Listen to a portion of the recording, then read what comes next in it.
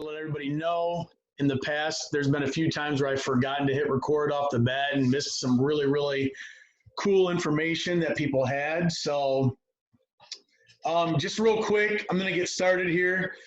And Chad is the owner of Longworth Player Development, or Chad Longworth Online. And if you're not familiar with his website or his content on Twitter, I highly recommend that you follow him on social media. And I recommend that you check out his website. And I highly recommend purchasing his Hitting Plus. Is it still $20 right now? It's still $20. That's the biggest steal. That's highway robbery. So it's $20. Yeah. One time. If you can't afford $20, PM me and I'll buy you a membership, because there's a lot of great stuff on there. He provides Sunday Zoom content. There's a chat room. He's got a Slack channel now. There's discounts on. There's probably over 100 videos in there now. Nick and Ryan been pumping out stuff too, and nice. There's probably over 100 videos in there now.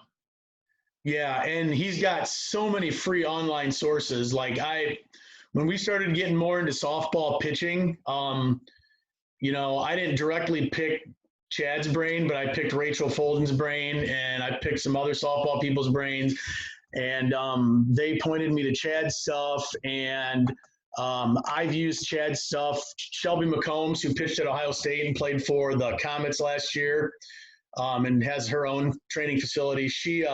Her and I met for like 3.5 hours a couple months ago, and we went over a lot of the stuff Chad has. He's just got some really good stuff even on that, and then he's got a membership area for softball pitching as well. So courses, the free course. You got the free course, and you're in the dynamics course, which I still have to finish. Yeah. So he also has a phenomenal free first principles of hitting course that I shared with all of our coaches. And we never had softball in my hometown ever. And we're a consolidated school district. And a couple years ago, my daughter was playing, and I wasn't real happy with how everything was run. And it's not the fault. I mean, they were doing the best they could, but I just was like, man, my hometown has a great baseball program for 14U, and there's no softball. So we started a softball program, and I sent I don't know how many did, but I really pushed the first principles of hitting course on all of the people that were either going to coach or help. So I'm hoping at least a couple of them took advantage of that. But he's got a certification that I'm going through right now that's really, really good. And before I get into a little bit more about that, I just wanted to have Chad kind of introduce himself a little bit more and kind of go over his story as an accomplished high school player, Cleveland Indians draft pick. Yeah, there you go. He was a PE teacher and a coach at one time. And then if you could touch a little bit on your previous hitting philosophy and how that morphed into your current, that'd be awesome. Yeah, I mean, you covered basically the whole. I coached high school for 5 years. Was assistant for 3, for head coach for 2. That was after playing minor league baseball. Played out of high school. Went back, got my degree, health and physical education, and then high school coaching, and then we got into facility stuff. And coming out of pro ball, my hitting philosophy was what pro ball was. And really. What I had desired was to be a big leaguer. I wanted to be a big leaguer. Like, that's what I always wanted to do. And so, I tried to pick everybody's brain, listen to everybody, talk to as many people as I could as a player. And you get to the end of that line, or I got to the end of that line. It wasn't my choice. I got released. I flew out to right field one day in spring training, and the next morning I'm not playing baseball anymore. Was kind of bitter about the whole situation. And then you get into coaching. I was kind of done. I was like, I don't really want to do anything. That was like March probably of 2006. And then in June, the local high school coach called and said, hey man, we need somebody we need to put somebody's name on the summer high school team that's not, affiliated to the school. would you be interested in doing it? And I'm like, I guess. Like, I don't know. Um, yeah. He said, well, you don't have to come all the time. Don't worry about it. We just need somebody to be not affiliated to high school to do it. I'm like, okay, well, he said, the assistants will do it. If you want to come some, you can. So I was like, okay, that's fine. I was still kind of bitter about it. I still, I still kept in shape right after that. And then I went to the first game. I went to the first summer game that June. And I was like, I really like this. I really, really like this. Like, all this knowledge that I've acquired, I can share it with these guys, and maybe they can go, or someone can go further than I did. And so, you just keep for probably, gosh, 6, 7, 8 years. You just kind of regurgitate what you learned in pro ball, because no one ever asked any different questions. That's just kind of what it was. And it was probably 14, maybe 14 or so. I was working in another facility in East Tennessee. I'm in southwestern Virginia. I kind of drove back and forth to East Tennessee. It's about an hour drive. I found a ZEP sensor like behind the counter. And I like techie things, so I was like, this is kind of cool. I don't know what any of this stuff means, but this is kind of cool. So I just put it on there and just started. That's the thing I tell everybody today in 2020 is like, just put a bat sensor on there and just start. Just hit with it. Like, you may not know what any of it means, but just hit with it. Just log the stuff. So that's what I did. And you start to kind of see things in a way that, like, maybe these guys weren't right. Maybe what they told me and what I've been regurgitating for so many years, maybe that's not it. Talking about swing plane and swing plane being the major thing in the beginning. I kind of knew that I'd read the science of hitting, and I kind of knew the matching the plane. It never made a lot of sense, because if you talk to people in pro ball, everybody would say, "Oh, Ted was a freak. Don't you can't do what Ted did. You got to do it this way." So I was like, okay, whatever. If that's what you think, then that's fine. And then I get a bat sensor, and it's like, maybe they were wrong. Maybe we can do it this way. And you go down that rabbit hole, and you start to really change gears in the face of technology, because you're starting to see things that we haven't seen before in ways that we haven't seen them before. That kind of goes into Diamond. We switched from ZEP to Diamond Kinetics somewhere in there. This was the early years of Diamond Kinetics. Diamond Kinetics has had a lot of interesting data points in their sensor at that time, and it's still to this day. I was a big. I think this barrel acceleration, this max acceleration number is important. So we really started digging on that. Added a hit tracks. It was kind of the same thing with the hit tracks. Was I bought a hit tracks, and then, because I'm stubborn, because everybody thought it was a dumb idea, and I was like, no, it'll be fine. I'll figure it out. So I bought a hit tracks, and kind of the same thing happened. We'd kind of picked up Driveline. This was probably 15 or 16-ish, 15. This is probably 15. We kind of picked up Driveline that summer. It was kind of before Driveline was really cool. There was a time when Driveline wasn't that well known. And so we picked it up that summer. I'd kind of, again, background in pro ball, you don't throw weighted balls either, and so, like, man, this weighted ball stuff's really good too. Like, this is really awesome. And guys are throwing harder. Their throwing mechanics are better. Their arm action's better. We're really starting to see velo jumps. Get into hit tracks, kind of see the same thing. It's like, we're really not making these guys much better. They're not hitting the ball much harder. So we jump into some weighted bats. We read the research on weighted bats. It's like, if these weighted bats work anything like these weighted balls do, this is going to be amazing. Sure enough, it did. We're starting to see exit velo gains and, better self-organized mechanics or solutions, or however you want to word it. And then you just, from that point, you really it's just been further and further down the rabbit hole in technology. I have a 4D now. We run track now. It's individualizing training now. I mean, it's just, there's so much depth to it. So that's kind of the path to today. That you talked about regurgitation. You said the word regurgitate, what coaches told you. And I think that's one of the biggest problems we're running across in coaching is coaches can only coach what they know. And a lot of what coaches know, at least the ones that I run around and see, are they're coaching the same things they were coached. And education is the only way around that. Two-part question here. One, do you think all of the things that you learned going through pro ball, all that stuff that you were regurgitating, how much did working through that and then implementing basically the scientific method, how much did that old knowledge, do you think, actually help you in where you are now because it made you figure that out on your own?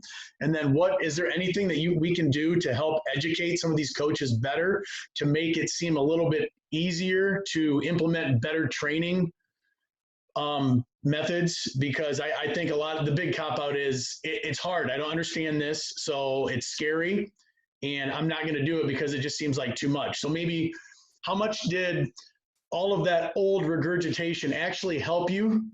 And then what are some easy ways coaches can slowly implement this stuff into their training with their players? The guys that I've talked to, and this can go into your constraint-led approach and motor learning questions that you had on there. But I think the hard thing that coaches have a hard time letting go of is their cues and their terminology. If you kind of take that away from them, it's almost like they lose their identity almost. How do you get them to learn? I mean, I don't know that. You have to pique their curiosity, get them to ask a different question. I mean, you obviously can't shove information down their throat if they don't want it. But in a team setting, the coaches that I've interacted with that have really kind of come around to a degree in the way we develop hitters, once they get into it and once they see, man, like if you design the framework really good, then you don't have to say a lot. If you go into the degrees of freedom problem and you go into motor learning and you go into the constraint-led approach, if you design the framework in a way that you can say less and get more.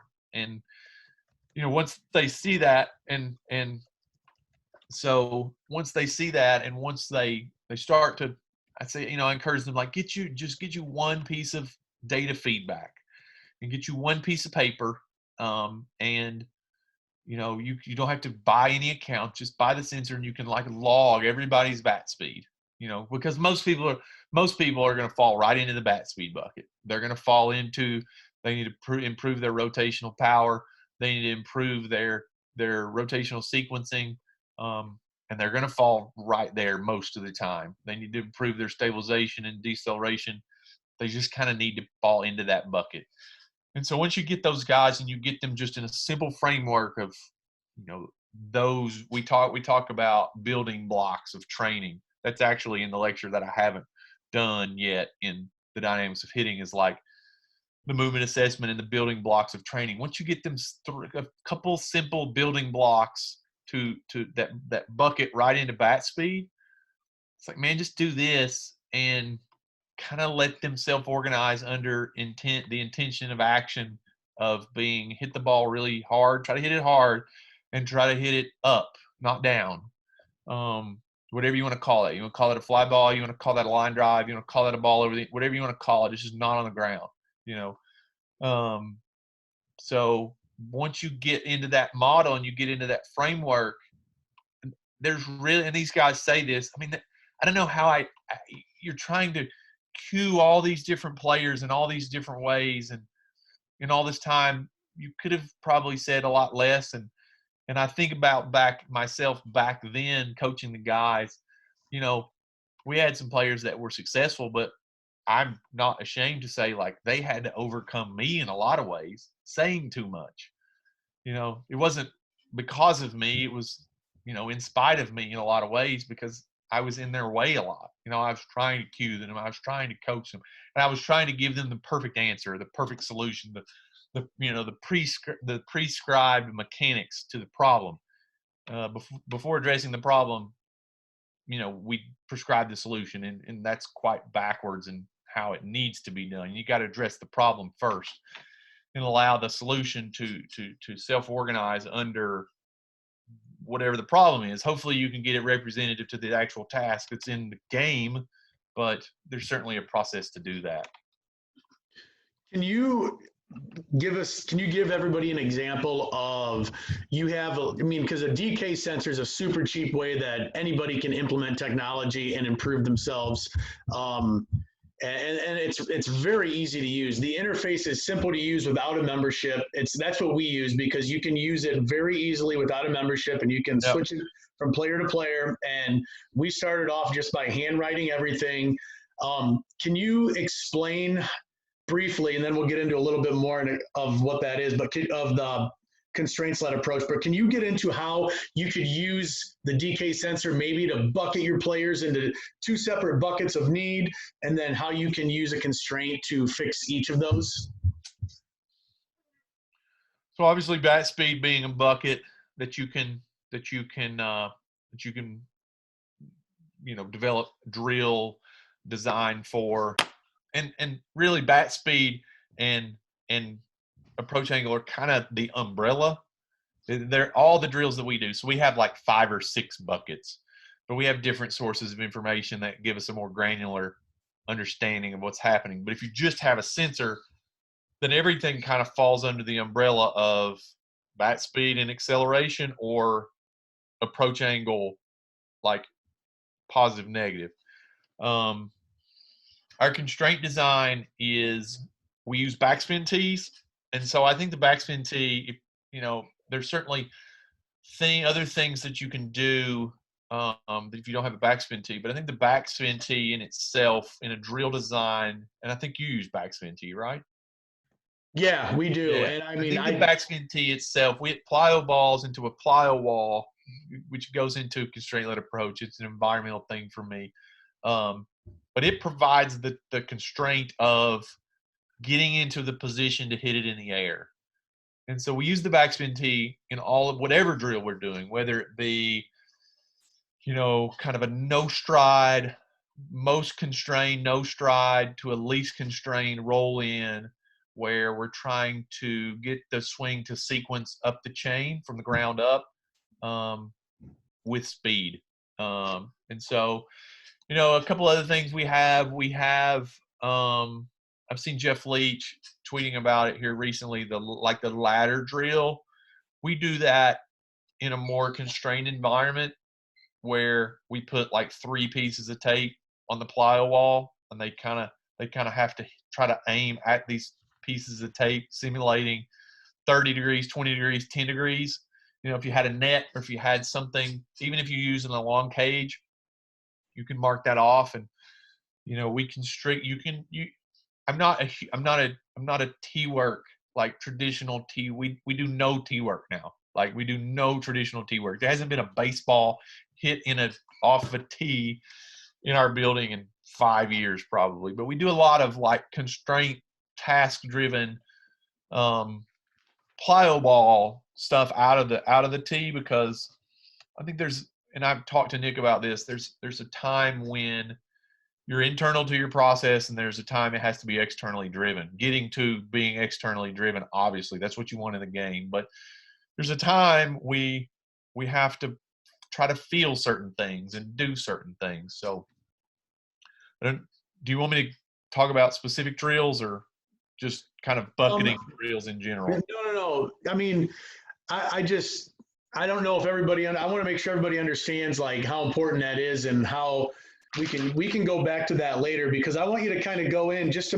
I want to see if we can get a little discussion on, or maybe like the Sparks version of the role that motor learning has in creating movement solutions for hitters. Because I think a lot of people, when I say it to them and explain to them that hitting's solving problems. And I know my daughter sometimes looks at me and I say it all the time to her, but that's what it is. The ball, the movement of the ball, that's the problem. You have to figure out how to solve that, and sometimes I was just out the other day with my daughter pitching to her, and she had a swing where she completely lost space. Her front foot came off the ground. She spun out and she hit a ball in the gap that would have been a double in the game. And she was all like geeked out in her mind, like, what was that? And I was like, what was that? That was you found a barrel and you did exactly what you should have done. Like, no one's going to complain about that in a game. So let's stop playing softball swing and start playing softball. So Right. I just want to know if you can maybe explain to everybody in like a really condensed version, how motor learning plays a part in hitting, and then what dynamic systems theory or the constraints-led approach really means to that motor learning. You have a couple stages of motor learning, and understanding those kind of drive you to like task development.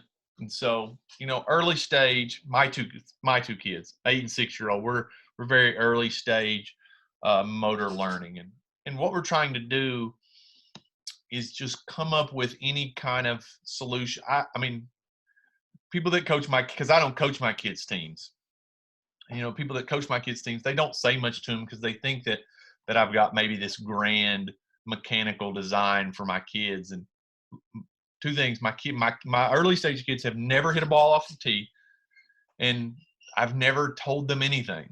Like, I've just kind of thrown them the ball, and here's the bat.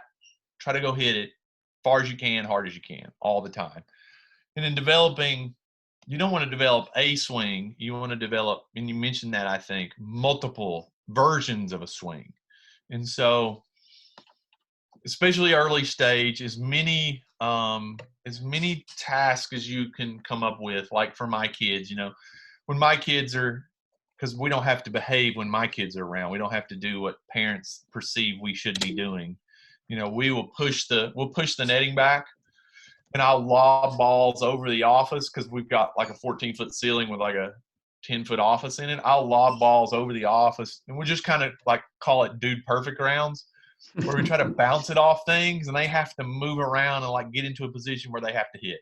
We're just trying to like make them adaptable, because as they go along, as they grow, for sure, but as they move along into other stages where it becomes important that movement refinement and strength strength becomes really important, and movement refinement starts to become more important. Like, we're really going to try to jump into the bucket of like rotational sequencing and kinematic sequencing. But like early stage, we're just trying to develop a motor and an adaptable motor. Like, you can go in a lot of different ways.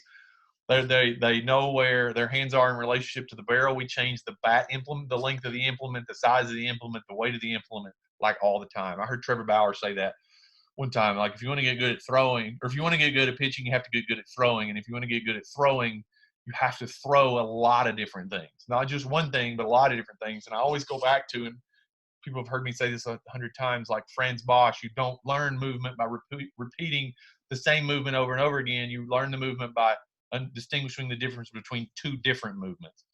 And so if all you know is like this singular lane, then you can't know what's different about any of these other lanes. And so, like your daughter, yeah, I'm going to come up out of my posture, and, I'm going to spin out sometimes, and you still got to get the barrel to it. And so, all we're trying to do within all these stages of motor learning is just come up with tasks that challenge players to go fast, for one, obviously, and then hit the ball on the barrel, for two, like in the air. That's awesome. What are some basic movements that youth hitters need to have then? Because we're still going to have those kids that come and they have no idea where their bodies are. And we're going to have kids that haven't really done anything athletically. Coaches are. I mean, at a facility like yours, you're probably not seeing as many, but coaches, especially in the local level, are going to have kids that come to them that are 10, 11, 12 years old that have no clue. Everything is foreign to them. What basic movements do they need? Because hitting, and you can correct me if I'm wrong here, but hitting is a gross and a fine motor skill that also requires vision and reaction. So it is a Yeah. very complicated, Really complex. Yeah. very complicated. So how do we get to, what are the, like, all right, I'm sorry.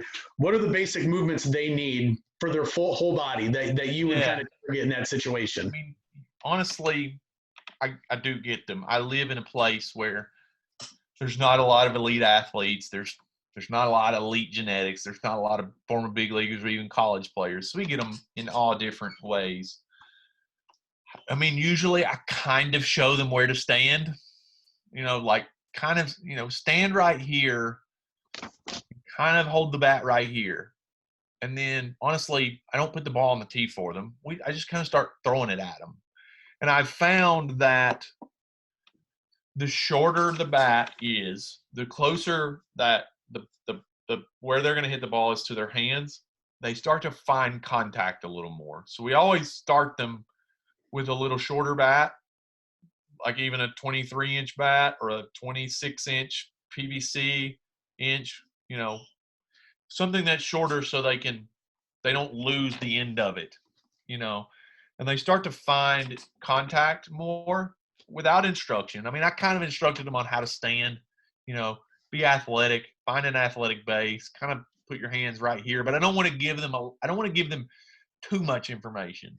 This goes into further on down the line. We've got some pretty elite hitters who I think need to try different handsets, and they need to try different depths, and they need to try different things. But we've talked about this on the floor with Nick. It's like, if we never afford them the opportunity to try these new things, how do they know if they're going to like it or not? Because hitters are not going to be like, I want to try my hands down below my armpit, or up here above my head, or Julio Franco style, and so to the young kids, it's like I try to give them as little as possible, but as much as possible to kind of get them into a position. It's like, okay, let's try to go from there. And then here's some overhand, 15-foot overhand with wiffle balls or tennis balls, because they're afraid to swing fast because it'll hurt their hands. It'll sting their hands. And so we always kind of start with like a softer ball and like a shorter bat. That way, they're not afraid to swing fast. We want them to just swing fast. And so if we can kind of get them into that, and like maybe like we'll throw one or two to them, and if they're not, or if they're chopping down at it, we'll kind of stop and be like, hey man, like, what would it look like if you were trying to hit this ball over my screen 15 feet from you? And so they'll show me that. I'm like, okay, let's try to do that with this ball. And so that's kind of how we start. Anybody that's young, we don't do any tee work, especially young players. We don't do any tee work. I'm not putting the ball on the tee for them. I'm not gonna do that. We're gonna get it moving in some capacity, and then if they can't find contact, we'll just shorten the bat up and go from there. Like, just mix the bat. I mean, that's two things that I'm gonna do an LPD Plus video about that though. I mean, two focus of early stage development is speed and proprioception and awareness of where your hands are in relationship to the barrel. So in early stage development, my kids or any other kids that come to us, we have an array of PVCs that are long, PVCs that are short, bats that are short, bats that are long, bats that are heavy, just a lot, bats that are fat. We have 1.5 inch PVC. We just give them a lot of different tools in early stage development to develop those two things: speed and awareness of where the barrel is in space. Love that. That's awesome. I mean, you're putting the onus on the player. You're giving them a lot of ownership. You're giving them the least amount of information possible, and then you're asking them questions. And not, I think we talked about this. I'm using my own kids as an example. You get play young, especially at a young age. I mean, now that I have my own kids and I can do exactly what I want to do from a very early age, it's so important that you get the years like 0 to 12 years old to maturity or to adolescence right. Like, you can never go back and do those things again. And if you screw those things up, like, you miss one of the greatest windows that you'll have in their entire development. time is 0 to 12. They're developing all these proprioceptive skills, and really you're attuning them to like what is important. And I use my own two kids as an example, and I won't name them, but we have players that play a lot of travel ball, and they get attuned to just making contact. And so we'll do 2-0 rounds in the cage, and I'll throw a good pitch, something that I just hang on to and spike down in a way, and they'll just give me like a butt out swing, and it's like what I want you to do is take your best swing and miss. And so my own children, they don't have the butt out, just make contact swing. They don't have it. All we ever do is just take your best swing. And if they miss, they miss. And I think overemphasizing missing at a young age can be detrimental to, like, hey, whatever, like, get your best swing off. Like, we'll try to get your best swing off, and attuning them to the right intention and the right information from the beginning, because they're so trainable during those times that if you attune them to the wrong information and the wrong intention, you can never go back and redo that again.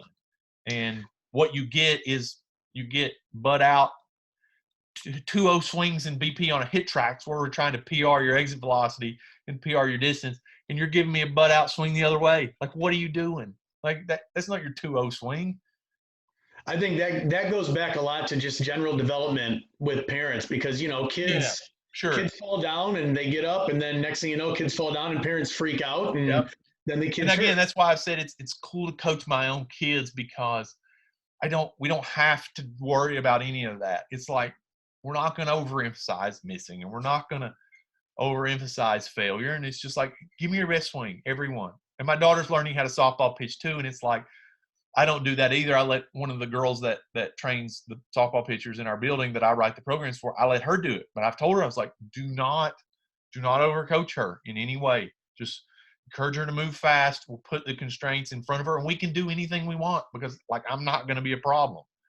We can make her do all these different things that we thought maybe was important before, but we never could do because we didn't want parents to perceive that we weren't training their daughter correctly or whatever, which, again, training my own kids, I don't have that. And so I'm seeing a lot of early stage development things that I've never really seen before with my own kids, because I'm not saying it's good or bad. It's just observations with them. Yeah, I think it's really interesting talking about, training not to swing and miss, but not emphasizing that like a problem, because I wrote a self blog today just to get ideas down, and that's exactly what it was about. Like, I teach. I've taught high school, I've taught middle school, and now I teach elementary school. And kids, they hate failure. And I think they're just attuned to not fail. Yeah, and it's awful. I think as adults, we've almost ingrained it in them that failure leads to a label. And that's not the case. Like, failure should never lead to a kid thinking that there's a label. Like, failure should be like, whoa, all right, I swung and missed. I need to do something. Why did I swing and miss? Whatever. How do I figure this out? It doesn't make – we talked about that today. Like, we players you don't celebrate if you hit a ball good as being a good player, but you emphasize every bad ball you hit as if you're terrible. And it's like, everybody knows if you hit one good ball good, you're not a good player. It doesn't make you a good player.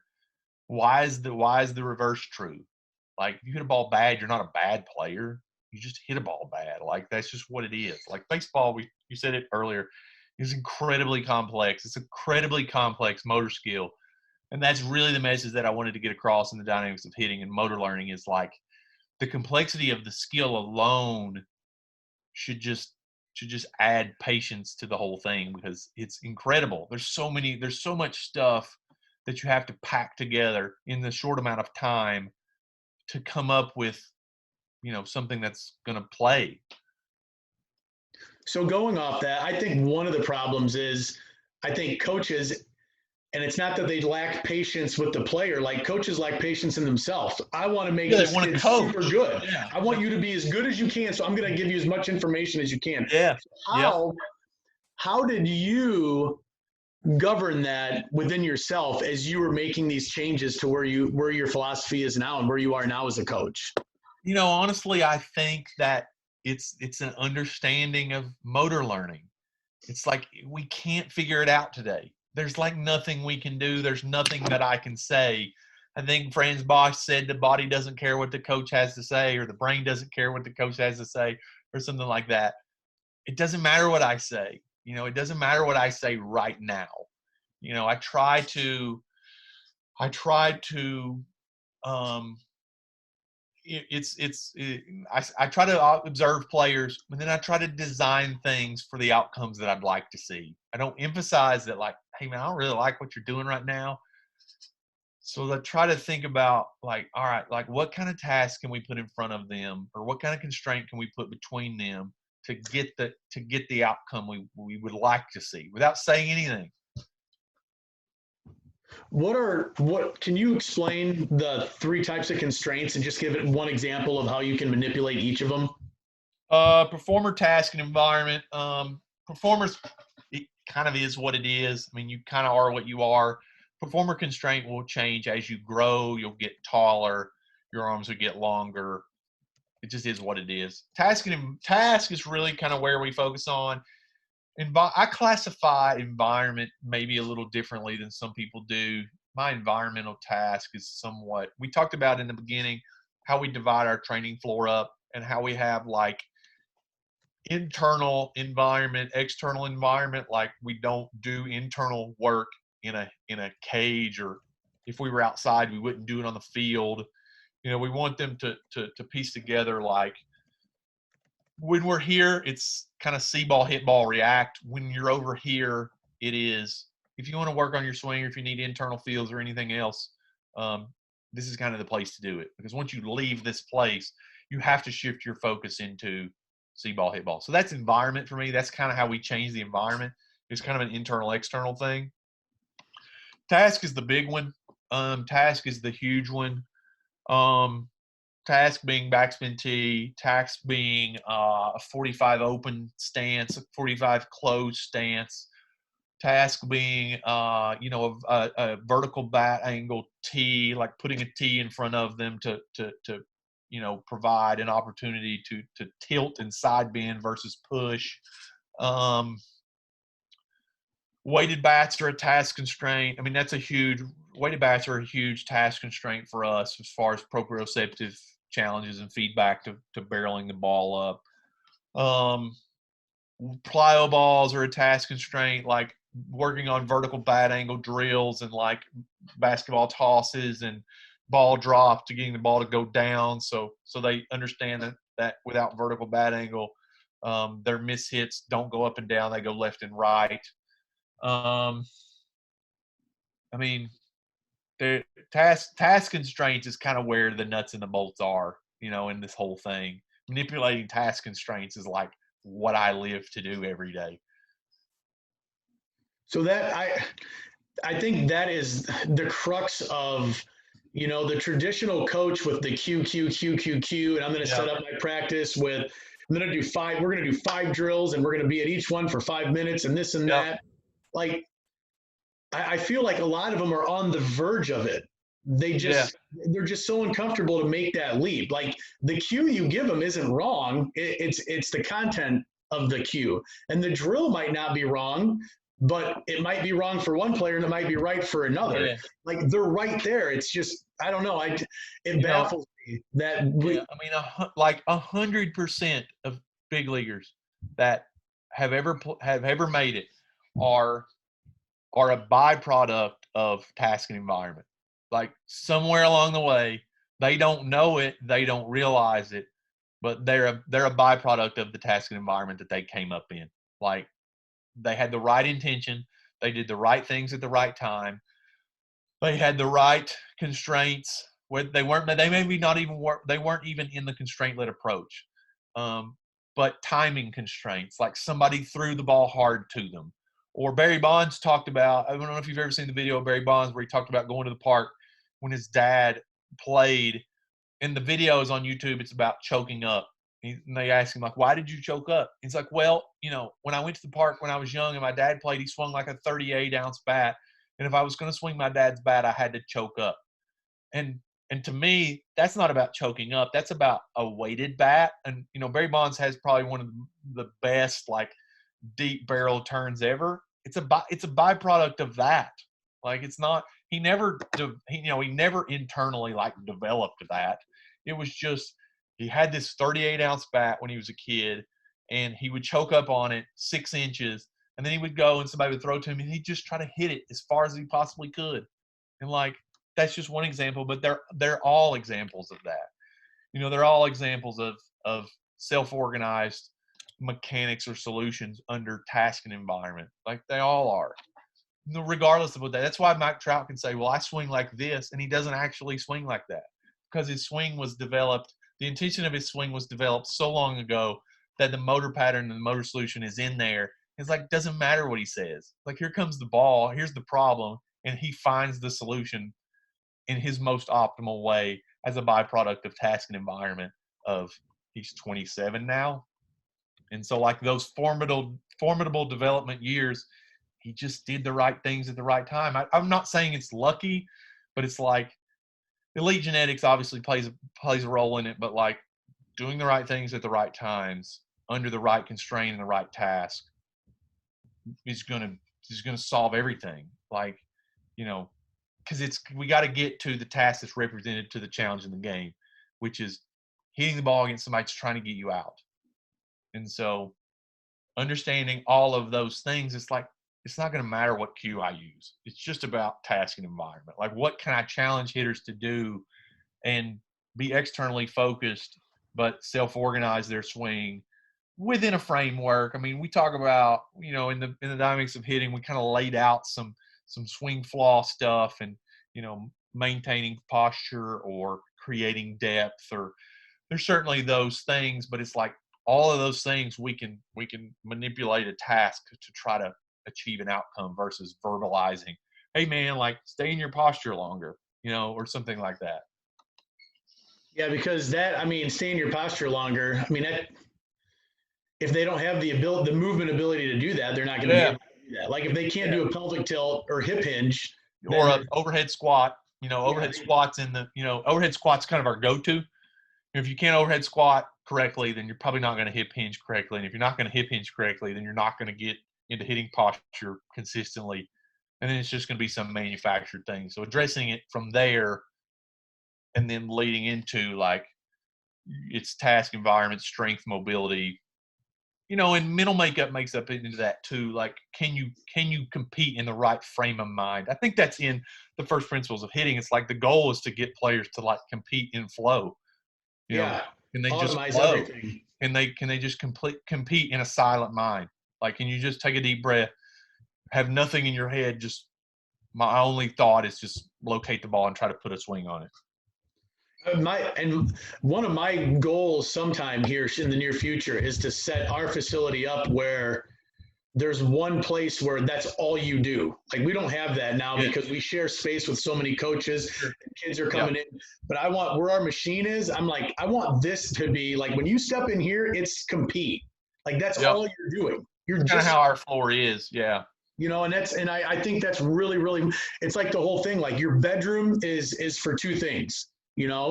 It's for sleeping, and it's to be with your spouse. And it shouldn't be, and I'm a culprit of this, it shouldn't be to watch TV. It shouldn't be to look at your phone. It should be for two things. And I would love to have a training environment where this space is only for competing. I think that's great, because that, as a coach, we can talk about all the drills, all the cues we want. We can be as smart as we want, but if we can't get our kids to buy into and give them the ability to separate from internal locus of control and external locus of control within the framework of competing, like, then we're not doing our job. We're not setting them up to play baseball. We're setting them up to play baseball. The right problem. I mean, you're not setting them up to solve the right problem, which is, like, correct. There's going to be a guy out there, and he's going to be trying to get you out. And Ochart said that one day. He's like, the boringness of this is, like, don't try to get out. Like don't get out. Practice an environment where somebody's trying to get you out, and don't get out. Yeah, and I think, and I could be wrong here, but I think they say that real learning happens when you're failing 70 to 85% of the time. So if Yeah. you really Yeah. want to learn, like you should be like swinging and missing and nubbing balls 70% of the time. And Yeah. that's not fun. That Like sucks. struggling mightily, and hitters are so mentally fragile it is because and was the same way. Like there's so much failure involved in what they do anyway, you know. And I don't disagree that in practice that sometimes you just got to feel good. Yeah. Oh, I yeah, for don't sure. disagree with that. But like most of the time, it's like, all right, we're going to now add struggle into practice too, because this is the only way we're going to get you closer to being what you need to be in the game. And I mean, and you can separate practice that way too. You could say, all right, we're going to 30% of our practice is going to suck and you are not Yeah. going to enjoy it. And then No, when it's we're going to be done, hard. if you need something mentally to make you feel good, then, Yeah. we'll get out there and throw some nice BP at you. Yeah. You For sure. know, that's great stuff, Chad. That's awesome. Um, I took some notes here on some things you said. I know there is some. Oh, you said something about swing flaws. What are the biggest swing flaws that you see, and what are the most common ones? Um, so I would put them into, I would say posture being one. Like either loading into posture or turning posture into side bend and maintaining that. That's kind of a big bucket of thoughts, but like we see that in the 4D motion. That's like one of our big things in 4D motion is like hitting posture. It's called stability in 4D motion. What is your stability score? Is it 100 or is it 70 or is it 80? And which direction are you losing in it? And how can we help that? I would call like pushing, like early arm push one that kills a lot of things that you don't want to kill. The transfer of energy up the chain, and it disconnects you from this three-dimensional swing plane disc you have around your spine. So probably a forward arm push early. That one's really hard. That one's probably the hardest. Um, I would probably after that say to put a third bucket in there. I would probably after say probably counter rotation of their hips in the load, like some kind of counter rotation, like so they're not generating too much. They're not too upper body dependent upon getting their arms to go. But doing that in a designing a constraint or anything to get them to do that. And so that's probably three. Those are three big buckets. I mean, there's other smaller ones, loading depth, but loading depth is not like a big bucket. It's important for some and not so important for others. Like small players need to create more depth in their load. Bigger players can kind of get in here tighter because their arc's going to be bigger anyway. Yeah, just look at Mookie Betts and Mike Trout. You can Yeah, see a huge difference in yeah, that. depth, Huge. yeah, for sure. I mean, so um, Those three answers are I. That's right on the money from what I see. yeah, And do you see a difference? This is a really selfish question because I think about my daughter. She throws right, does everything pretty much right, but she hits left-handed. yeah, And that lead arm is just everything she does. She wants to produce everything with that right side. Like, do yeah. you see a difference in righty throw, lefty throw, righty hit, Um, or not? Yeah, I mean, there's always that like dominant side, pulling, pushing. Are they rotating out of the ground? What's the role of their back arm? And yeah, I mean, I've got some probably the best kid I've got right now, and I've had him since he was like 8, which may have something to do with it too. He's like 15 now, and so he's got Ashburgers. So even if I could tell him exactly what to do, he couldn't understand how to do it anyway. And so a lot of this philosophy too came out of necessity from that. I had to get him to move in good ways. He's right-handed, hits lefty, and probably turns as well as anyone we have right now. So again, is it a byproduct of environment, task, what they're taught? Do they get too attuned early on to just making contact, and they're more apt from an early stage to just take that dominant hand and just jab at it? Or are they attuned to trying to hit his. I mean, this kid, I've known him since he was 8 or 9. All he's ever done is just try to hit the ball as far as you can. I'm going to give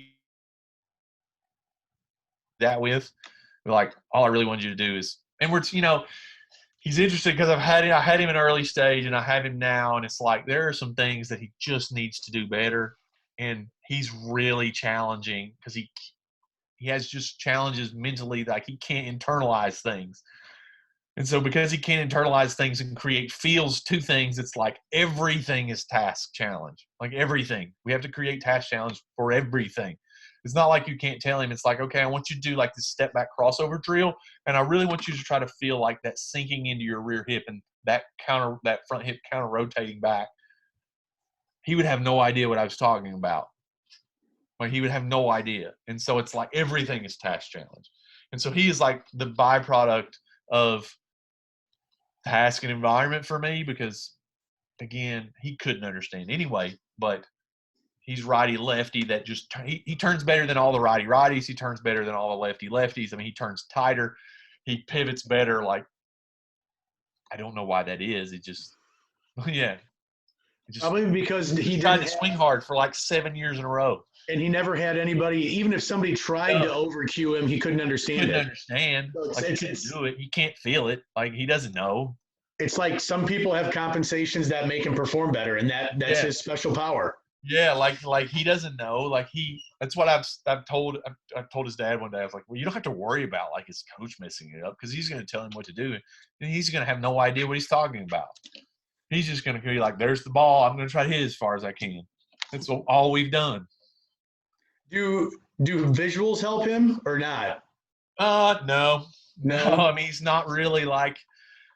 I mean, we've tried to get him into like he's hypermobile is all get out too, and so that makes it even more difficult because he's got hundreds of degrees of freedom now, and so it's like he's got all these degrees of freedom, and he's got struggles with mentally. I mean, he's really smart. He just doesn't internalize movement very well. So we're trying to teach him like a 3-way overhead squat. And I'm like, dude, I have no idea how to do this any other way than just show you how to do it. And he still can't do it that well.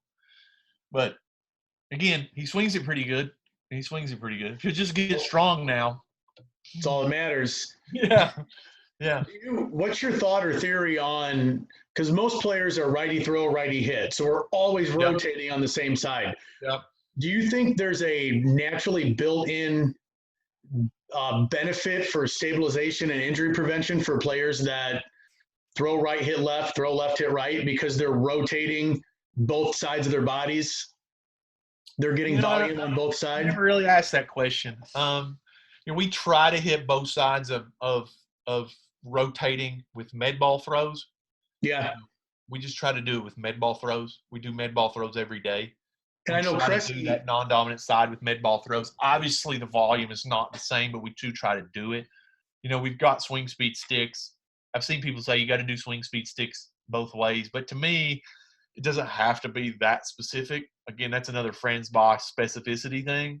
Like if you're going to develop rotational fitness both ways, like you don't have to do it swinging a bat left-handed. You just have to rotate your trunk some way under some load, both sides. So we do it with med balls. I mean, but I've never thought about that. That's a good point. Like players that throw right and hit left or throw left and hit right, they are rotating equally as much both sides, especially if they're pitchers, Mm-hmm. Never thought about that, but that's probably true.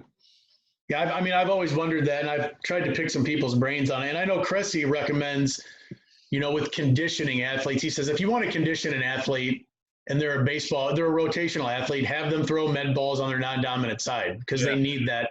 They need that anyway. And there's only so many, there's only so much training economy. So to be able to be like, well, we're gonna, if we take 100 swings, we're doing 100 med ball throws on the opposite side. Like, there's no way. No, but I mean, we bucket, we kind of periodize our med ball throw days. And so we have a heavy day and a light day. And so, we're not swinging a 32-ounce bat on both sides, but we are throwing a 10-pound medicine ball.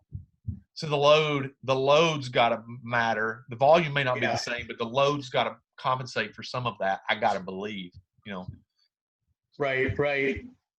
Do you think there's a benefit? Somebody emailed this question, and so this leads right into that. Do you think there's a benefit for a right-handed hitter to take left-handed swings for motor development or feel or tracking?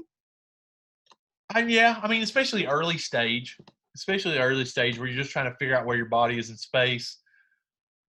Yeah, I mean, I can see that. I can see that early stage, especially like that 0 to 12-year-old window where you're just trying to like come up with stuff, locate the ball, see it out of either eye, you know, back eye, you know. Yeah, I can see that being beneficial, especially early stage. I know I do that left-handed. My left-handed throw is the worst thing you've ever seen in my life. And when I have kids that can't do something throwing wise, I'll try to do it myself left-handed just so I can feel what Yeah. they're feeling. Like get inside my own head and be like, what, I'm telling them something and they can't do it. I'm going to try to do this left-handed and just to figure that out. Yeah, that's where my brain goes into overdrive about task. Like, what kind of task can I put in front of them to get them to do what I want them to do versus telling them what I want them to do? And so I see that stuff and I'm like, oh, like, again, if you've seen my stuff in LPD Plus, especially, I don't put out a lot of our weird stuff on the internet because I just don't feel like getting roasted every day. But like, our stuff is like, there's a lot of weird stuff in it, but it's all designed as like, I kind of saw something one time and we attacked it in this way and we got a movement outcome that was something we wanted to happen. I get it, man. I do weird stuff all the time. Stuff Every where I'm day. like, I mean, Yeah. and I've really come a long ways to get away from the queuing and try to use that. And I think that's more where my mind goes now is the task. Yeah. I mean, my mind, usually when I see things like that, I'm like, I have no idea how he or she would do that, like come up with that, but like, that's really not optimal at all. Like what can we come up with that, again, there's going to be millions of degrees of freedom. I think we talked about this in dining sitting, but not all of them are going to be optimal.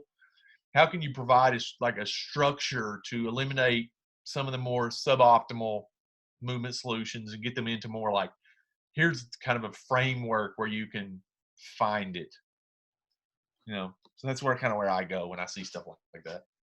You talked about that the boy you're working with, the 15-year-old, being hypermobile. Can you talk a little bit about why it's important for coaches to understand the need to just do simple mobility tests and how that can help them with creating constraints for them? Yeah, I mean, I've known this kid forever, so just kind of observed his mobility through time. And when we get new players, I don't have this like 14-step movement assessment. We do like 4 or 5 simple ones that revolve around thoracic mobility, hip mobility, side bending, lead arm, and overhead squat. And like, if you can figure out, especially just thoracic and hip mobility, how mobile are they in their thoracic spine and how mobile are their hips? Then that can kind of direct you into like what this player is going to need to do in order to remove the slack out of their system. Like, you can't coach hypermobile players to have small loads. Like if you're this simplistic guy who likes foot down early, no movement, well, that kid's never going to sequence consistently at all, ever. He's going to have no shot to. I think Rachel talked about one time, she had a girl that was like a left-handed slapper, but she was a slapper that hit homers because that was the only way she could take the slack. She was so mobile. Like, that was the only way she could take the slack out of her system to get her swing to even order right. Have you seen Carlton Salter's videos of that? He's got a ton of girls that do that. They just cross over and just hit tanks. Just hit tanks. I watch it all the time. It's sweet. Yeah, that's awesome. But like, that's kind of hypermobile in a baseball sense. It's like you got a guy who's hypermobile, and he's a Donaldson leg kicking guy with like a big, huge tip and back arm scap. You got to let him do that because that's what he's got to do to like organize and sequence correctly. Versus a guy that's maybe not as me.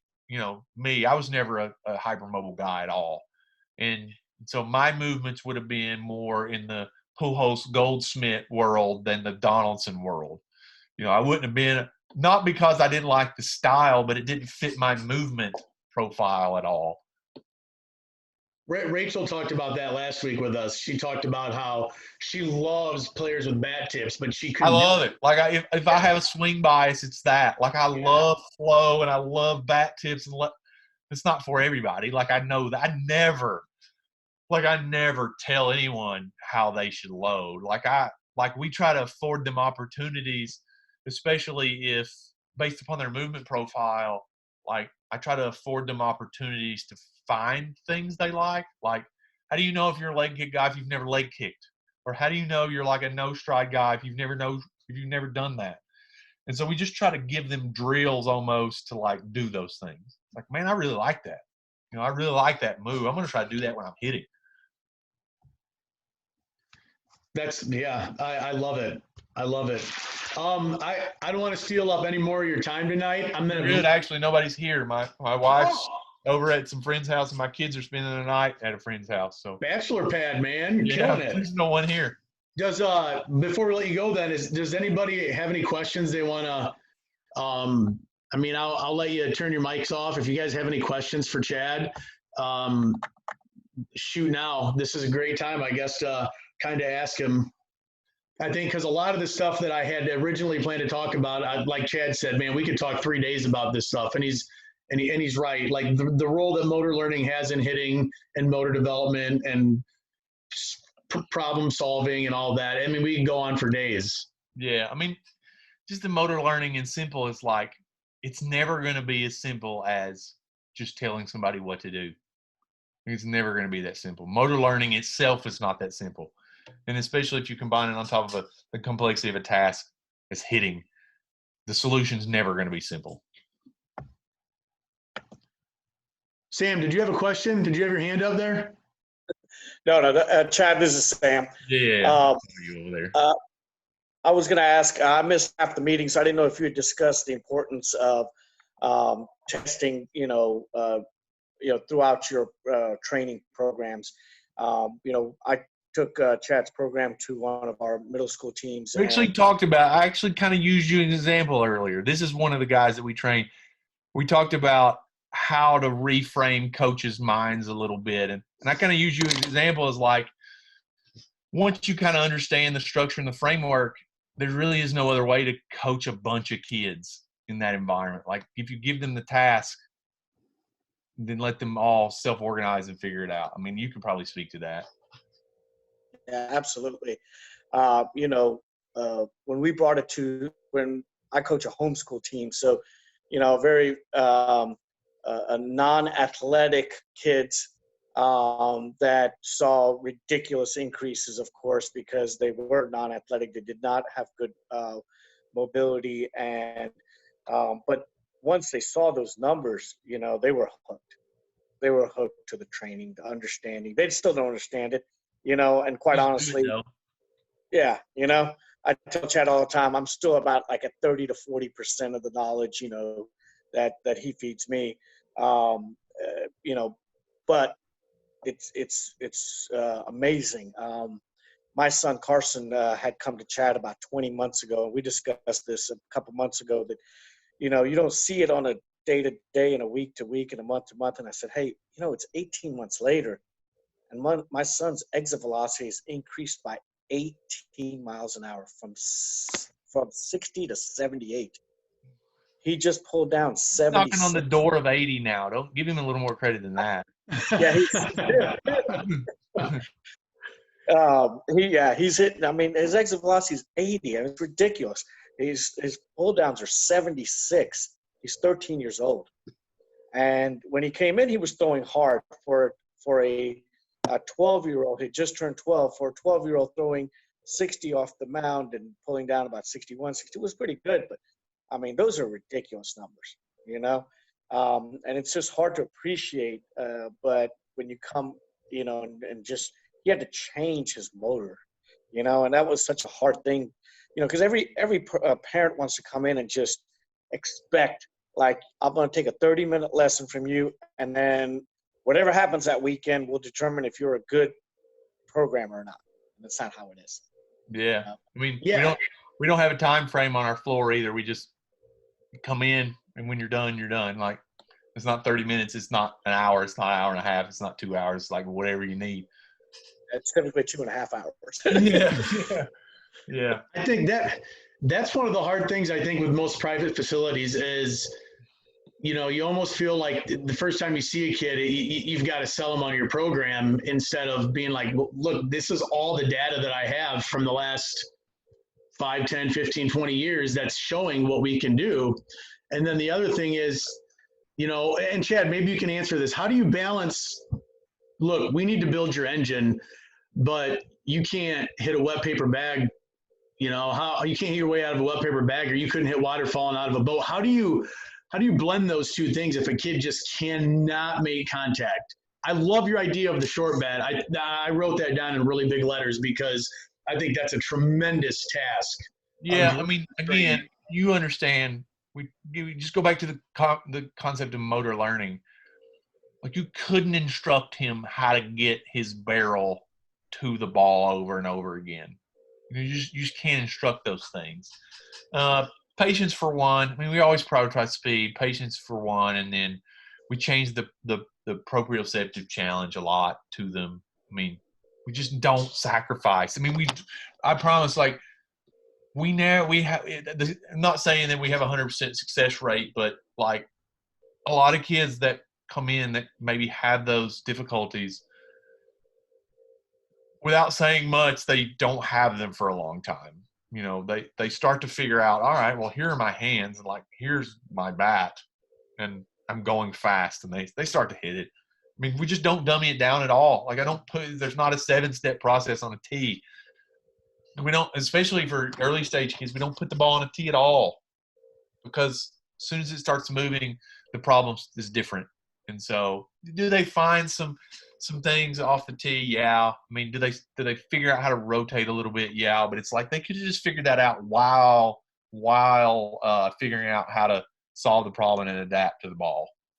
Did you see any of the research years ago when baseball implemented that RBI program in the inner cities, talking about how visual motor skills, the age they develop, and that a lot of these inner city kids weren't developing them because they didn't have somebody to throw to them when they were younger? Did you see any of that? No, I didn't see it, but I mean, that's everything.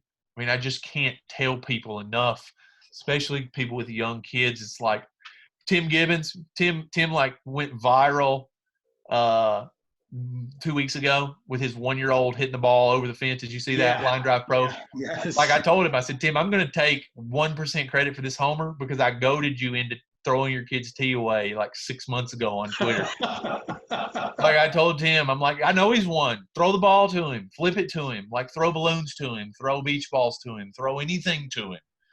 Like, don't put the ball on the tee for your kid, like, ever. And then, you know, when you get into kind of the middle stage of kind of you start to get into some movement refinement. Then if you can have a tee that provides a task challenge, like a backspin tee, you can build some apparatus that provides that kind of challenge, then we can start to get some feel and internal movement refinement. But it's still about applying that to the right problem. And so, you know, early stage, it's just like, throw the ball at them. Like, just let them figure it out. Throw the ball at them.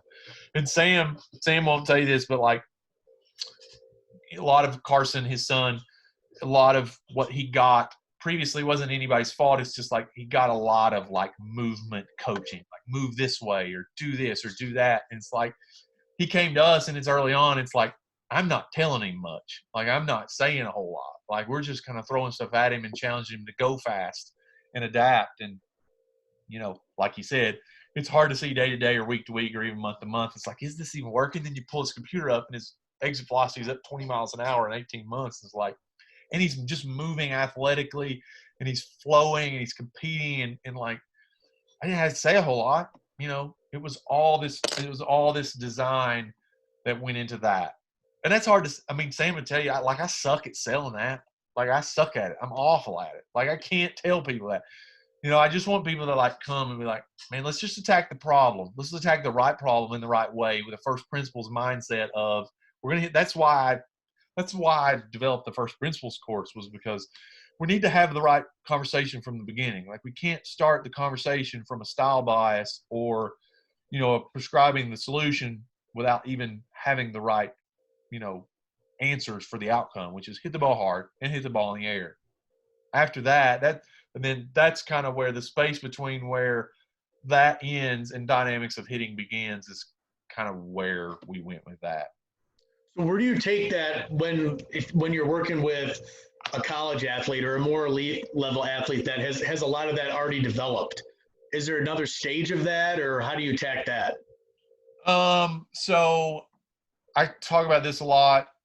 As they get more complex and they get better, they get older, their movements become more ingrained. Variability becomes way more important. Meaning weighted bats are almost a must. Like, you have to use weighted bats. Like, you can't change anything if you don't change the stimulus. And then they do way less blocked practice and they do way more random practice. So if they can do a lot of random practice with different stimuluses, like if they can do 85 mile an hour, 90 mile an hour velo with different weighted bats, triple plates, angles, where they're developing these movement solutions at game-like speeds. Because really the tee, any kind of tee or any kind of toss is just not touching them at all. And so their task challenges just become harder. They spend way more time block practice, or way less time in block practice, way more time in random practice. And it's hard, and a lot of them don't like it. A lot of them just kind of want to do what they've done, and like, why don't you just tell me how to move better and I'll move better? And it's like, that's not going to work. That's not going to work at all.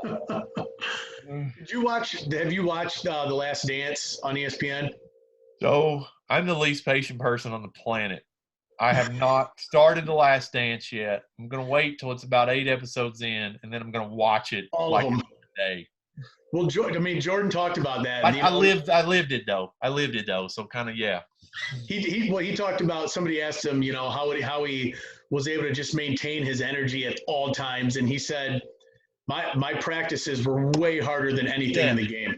Yeah. Here's the thing. I played basketball in high school, and my basketball coach in high school played for Bobby Knight at West Point. He played with Coach K. And so he was just this drill sergeant guy. And he used to say that. He used to say, practice, and it was grueling. It was awful. But he was right. Our practices were way harder than the game. Like, it was ridiculous. But he was right. Like, I thought he was ridiculous at the time. Here I am, 16, 18 years old, and playing for this guy. I'm like, what on earth are we doing? Like, this is absurd. But he was right. Like, practice should be way harder than the game. And baseball players have to get attuned to that. Like, your practice time, especially as you get better, especially as you're a college player, pro player, your practice time has to be way harder. We talked about this the other day in the facility. Is nobody hit 400? We've had 400 hit maybe 5 times in the history of baseball? I don't know. It's not been many. Why is that? You think about, for years, major league players, their practice was T-work and a little feel-good overhand BP. Think about that.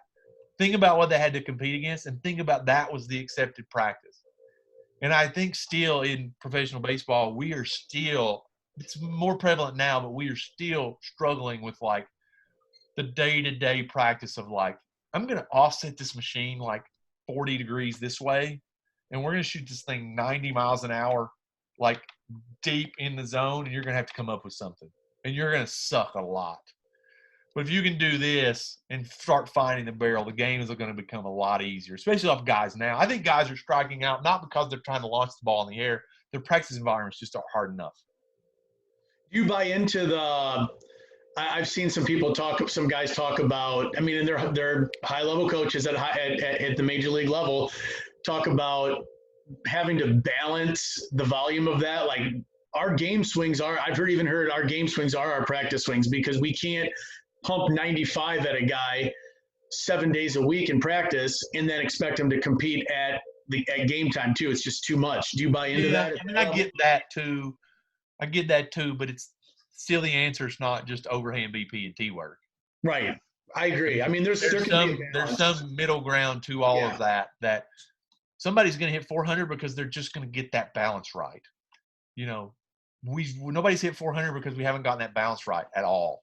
We're not even close. We haven't been close in baseball for, you know, for I don't know, the history of the game. George Like, Brett. Oh, yeah, 500. You saying 500? yeah, Yeah. you know, live ABs off of the pitchers and machines at 90 miles an hour, representative to what they'll see in a game. You know, Monty Lee's a friend who I talk to a lot, and you know, you've listened to. He was on the Diamond Connects thing the other night, and he talked about like we'll set the machine up on the field, taking the TrackMan with the release height, the release extension, the spin rate, the speed of the pitcher we're going to see that day, and just dial it in, and that's what we compete against in BP. You know, how So that's not a thing in Major League Baseball or something even close, I yeah. have no idea. So you're not condemning like front toss and the proper training environment. You're just saying there needs to be a blend of Yeah, there has to variability and be some representative. There has to be for those guys, especially advanced as their nervous systems are. There has to be some sort of practice time that's more representative to because pitchers are getting way better. Pitchers are unbelievably better. Like you're never going to attack that and be successful with just overhand BP and T work and toss. Like it's never going to happen. And as they get better, if you can't arrive at that, then I mean, 280 with 35, 40 homers is awesome, but it would be way more awesome if you could hit 330 and slug all those numbers. You know. So what do you think? You get guys like Trout and Miggy that are doing that for years, you know, and Pujols. I mean, there's guys that do that. What's the difference? Do they just have a better computer? Do they just have better ability to anticipate? Yeah. They just have a better computer. I mean, for whatever reason, a lot of task and environment. You think about task and environment just being the software to the computer. They've put all that together, and it just happened better. I mean, you know, their mechanics aren't better, or you know, everybody that plays in the big leagues is awesome. They're unbelievable. You know, something about visual perception, and they're just mapping it all better than everyone else. Their swings are obviously elite. I mean, Trout's got just this anatomy that allows him to. I wrote that article about vertical bat. It just kind of defaults him into a better position to vertical bat everything. And, you know, his strength is off the charts and his mobility is off the charts. And just allows him to do all those things and adapt in real time. But what it's going to take is it's going to start taking like fringe players taking players' spots. You know, the more like I don't understand that. Like if you're a fringe player, why are you not taking all the chances you can take in training to get to the big leagues? Because they've been comfortable doing the same thing for so long. They don't want to step out they the just comfort think I'm zone. going to get to the big leagues, and no, you're not, man. Like you're not. You're just not going to show up there. Have you read? I mean, because my philosophy is a lot like yours, but have you read Swing Kings? I haven't. I haven't read it. I've read into some of it. You might not like it as Obviously, much I as know I all did. those guys, Yeah. that are in it.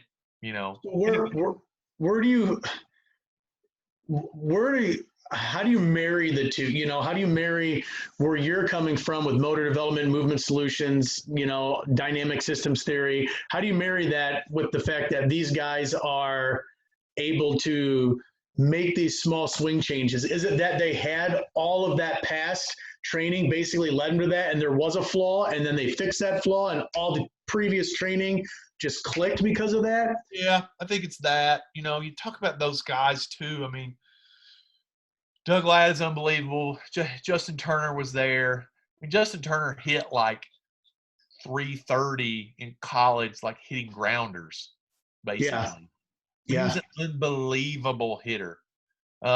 Teacher Man has Judge, but Judge won the college home run derby. Like these guys are already unbelievable hitters with unbelievable nervous systems, and you know, just like one little like tweak in affordance of finding a new motor outcome, and like Turner's was like dropping his hands down and just kind of like leg kicking.